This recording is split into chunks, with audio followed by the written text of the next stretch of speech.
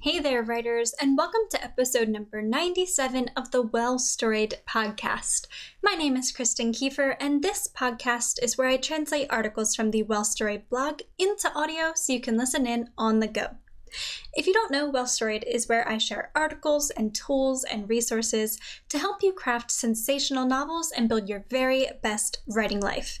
Today we are diving back into the blog archives where I've given one of Well-Storied's oldest and most popular articles a bit of an overhaul, and today I am resharing it with you, and I'm really excited to share this. I think it's a topic and a technique that can really transform your writing life if it's the right one for you. So without any further ado, here is Can a Drafting Cycle Help You Juggle Multiple Manuscripts? If you would like to read along as you listen in, make sure to head on over to well-storied.com/cycle.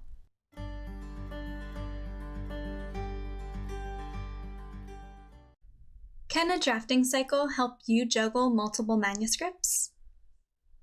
Have a million amazing story ideas swimming around in that head of yours? You may not be able to write all of them at once, but you can speed up the process of bringing them to life. By utilizing a drafting cycle, you can juggle work on multiple projects without feeling overwhelmed, unfocused, or unproductive. This technique won't be the right one for every writer, but if you often struggle to finish projects because others get in the way, it may be time to give a drafting cycle a try.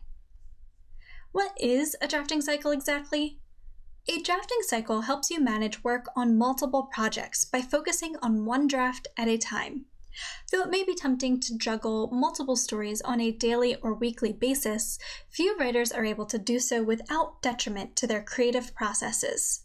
By fully completing one draft for one project before switching to another, you're far more likely to remain focused and finish projects. With all your energy focused on one project at a time, you're also likely to complete drafts more quickly, boosting your productivity and increasing the sense of accomplishment that keeps many writers motivated to write. As an added bonus, the time you spend away from one project while working on another will help you gain the objectivity needed to complete your very best work during revisions. Still not exactly sure what a drafting cycle looks like? Here's an example of the order in which you would work. First, complete Project 1, Draft 1. Then, Project 2, Draft 1. Then, Project 1, Draft 2. Project 2, Draft 2. Project 1, Draft 3.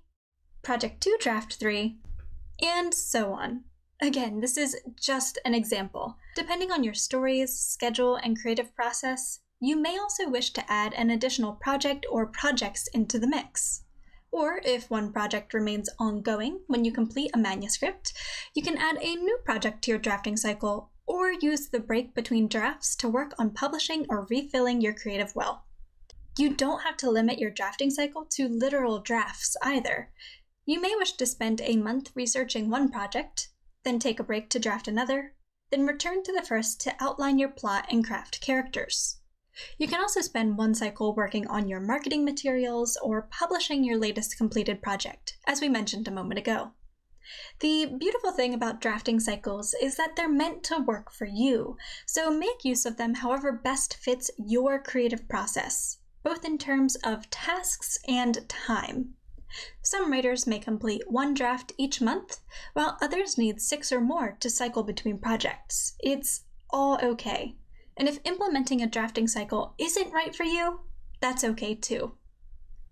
So, how can you best implement a drafting cycle into your writing life? If you think you're ready to take on your very first drafting cycle, here are a few tips to consider before diving in.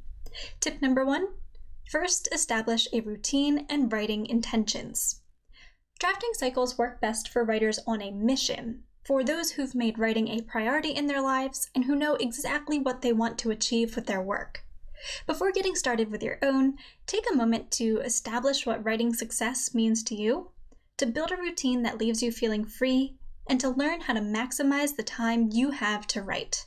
I have linked articles to all 3 of these topics in today's transcript at well-storied.com/cycle. Tip number 2, only take on what you can handle. Though cycling between 3 or more projects is certainly possible, I don't recommend doing so if you're working on long-term projects like plays or novels. Though some writers may be able to knock out a draft in a month or less, most of us need a bit more time. And too much time spent away from one draft can actually prove just as detrimental as never taking any time away at all. To maximize the objectivity you'll gain through implementing a drafting cycle, I'd recommend rotating between projects every 6 months or sooner. Any longer than that, and you may need to spend more time than you'd like reacquainting yourself with your original project. Tip number 3, don't forget to work self-care into the equation. Drafting cycles are all about improving the efficiency of our writing lives. And while chasing productivity can certainly be conducive to achieving our writing goals and dreams, it can also lead us into burnout if we aren't careful. Rather than seeing how far you can push yourself before caving in, take the time to adopt a few writerly self-care techniques instead. Again, I've linked an article on that for you in today's episode transcript at well-storied.com/cycle. And finally, tip number 4, learn to be flexible with your process. Our writing lives are often messy things. Revisions prove frustrating, story ideas fall apart, characters refuse to reveal themselves on the page. Not to mention the many obstacles everyday life drops in our path to success. Through it all, remember that drafting cycles are meant to be a tool, not a whipping post. You don't need to adhere to a specific cycle or timeline so strictly that you beat yourself up when the littlest thing goes awry.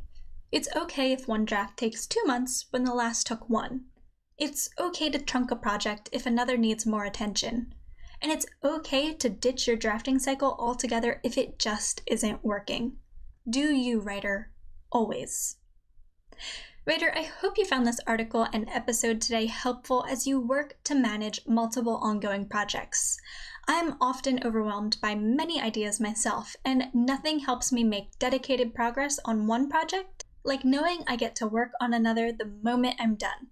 No matter how you personally choose to implement a drafting cycle, here's to building our very best and most efficient writing lives.